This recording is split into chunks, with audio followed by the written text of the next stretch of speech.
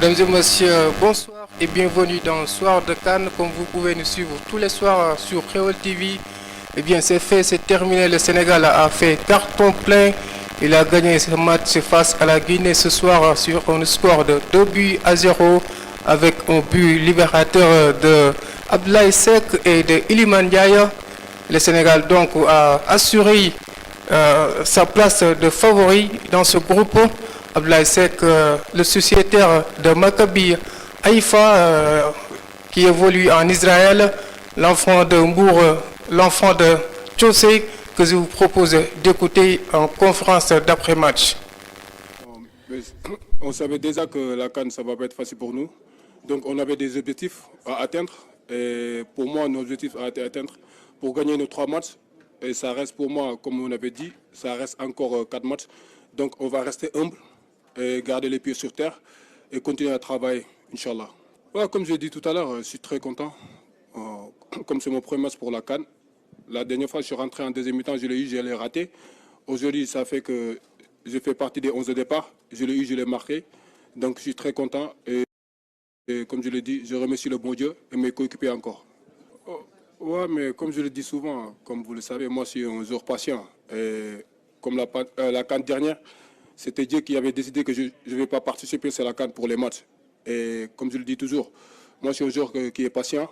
Et j'ai fait confiance au coach et mes coéquipiers qui m'aident toujours à faire des efforts pour jouer.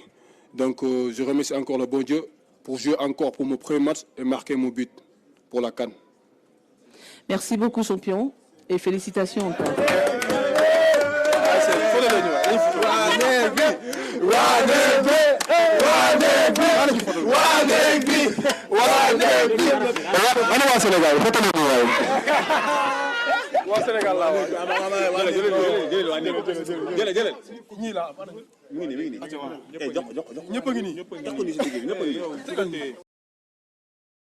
Sociétaire de Maccabi Haïfa qui évolue dans le championnat israélien. Vous savez, en 2022, il a été convoqué par Aliou Cissé, mais il n'a pas pu jouer avec une blessure. Il n'a pas disputé le moindre minute durant la CAN de 2022. Mais cette année, il a débuté ce match et il a marqué ce but. Il est un défenseur. Il a un bon jeu de tête, on le sait très bien. En match de Ligue des Champions face au Paris Saint-Germain, il avait marqué 2 buts en balle arrêtée. Cette fois-ci, il a prouvé face à la Guinée et, je vous l'ai dit, il a marqué le but libérateur et au moment voulu.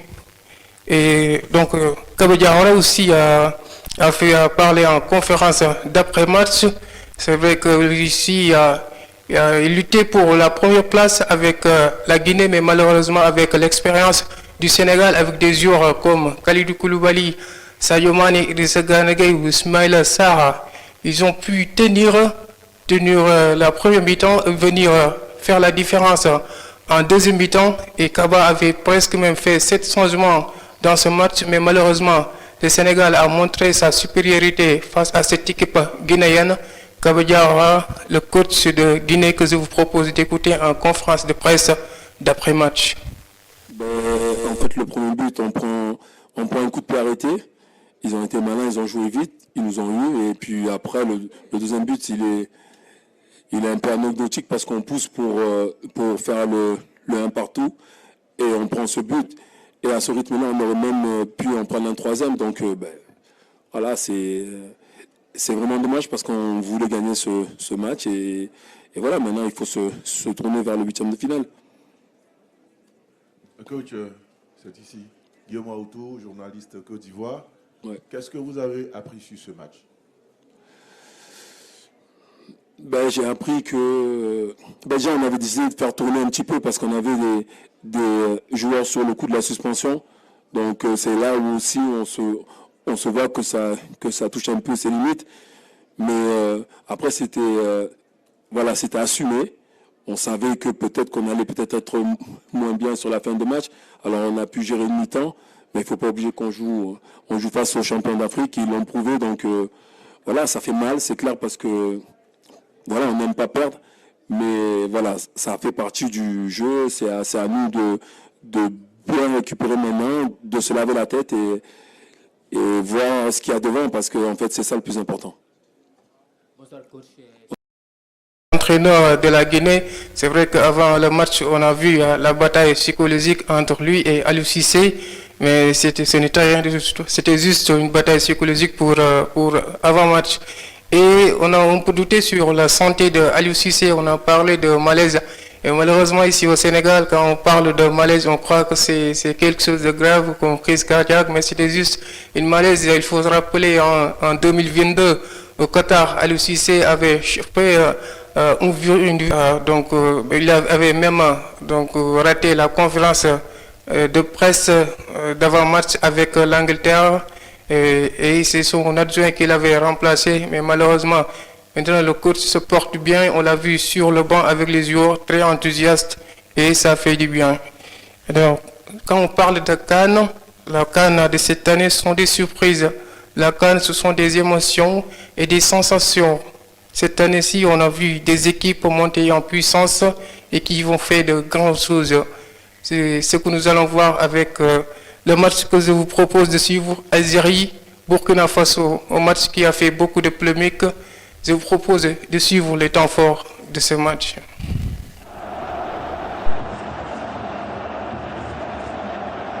Les supporters algériens savourent ce nul, 2 buts partout entre les équipes et le Burkina Faso. Dans les arrêts des jeux de la première période, Konaté ouvre le score pour le pays des hommes intègres.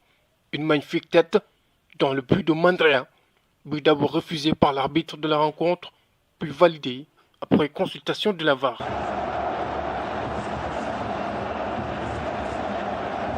À la pause, les Étalons mènent par 1-0, un retournement de situation vers la domination des Fennecs. À la reprise, les hommes de Djamel Belmadi sont la révolte. Bouneja égalise à la 5 minutes de jeu. L'avant-centre algérien, un vrai renard de surface, pousse le ballon, repoussé par Kofi.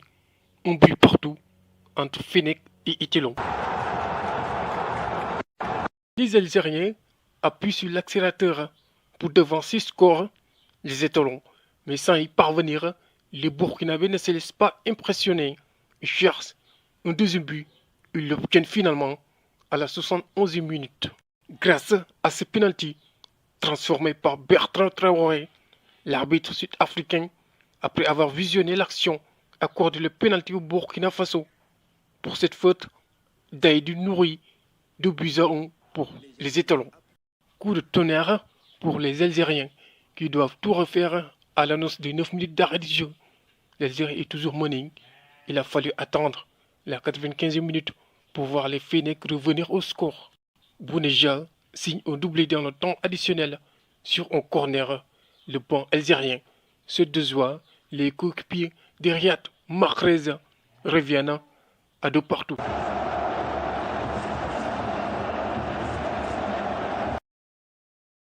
Il faut se rappeler que c'est un match qui a fait beaucoup de polémiques, surtout au niveau de l'arbitrage. Même la Fédération algérienne de football a saisi la CAF pour rejouer le match donc sur l'arbitrage, mais je pense qu'en ce moment, surtout dans une compétition comme la Coupe d'Afrique des Nations, rejouer un match, ce sera un peu difficile. Donc, espérons que l'Algérie va se qualifier, donc vu les résultats. Donc parlons d'un autre match qui a fait beaucoup de sensations, c'est la Côte d'Ivoire et la Guinée équatoriale. Vous savez que la Côte d'Ivoire, c'est le pays organisateur, mais on a infligé 4-0. La Guinée donc va exploiter son potentiel face à cette équipe ivoirienne. C'était hier un match qui a beaucoup fait parler aussi. Je vous propose de suivre le temps fort du match Côte d'Ivoire, Guinée équatoriale.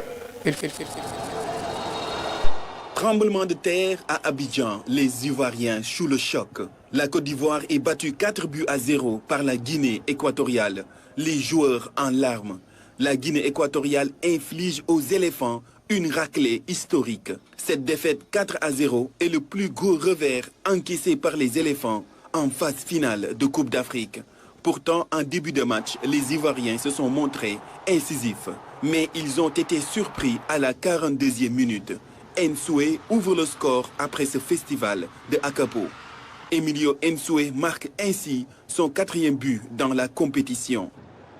Les Ivoiriens ont cru égaliser dans le temps additionnel de la première mi-temps, mais la VAR intervient et annule le but de Sangaré. De retour de la pause, les coéquipiers de Franck Kessie mettent le pied sur l'accélérateur. À la 58e minute, Kwame perd son duel face à Ouono. Il bute sur le gardien équato-guinéen. Les Ivoiriens poussent mais n'arrivent toujours pas à marquer. 71e minute, Crasso voit son but annulé pour une position de hors-jeu. 2 minutes plus tard, la Guinée équatoriale double la mise. Un coup franc d'anthologie à 25 mètres trouve la lucarne de Fofana.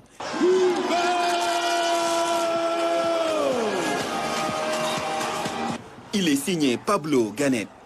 2-0 pour la Guinée équatoriale. Moins de 3 minutes plus tard, le tonitruant Emilio Nsoué s'offre un doublé. Le score est désormais porté à 3-0. Le public du stade Alassane Ouattara n'en croit pas ses yeux. La Guinée équatoriale coule définitivement le navire ivoirien à la 89e minute. Sur un tir repoussé par Fofana, Yannick Bouila en profite pour porter la marque à 4-0. La Côte d'Ivoire s'effondre, les éléphants boivent le calice de la défaite jusqu'à la lie.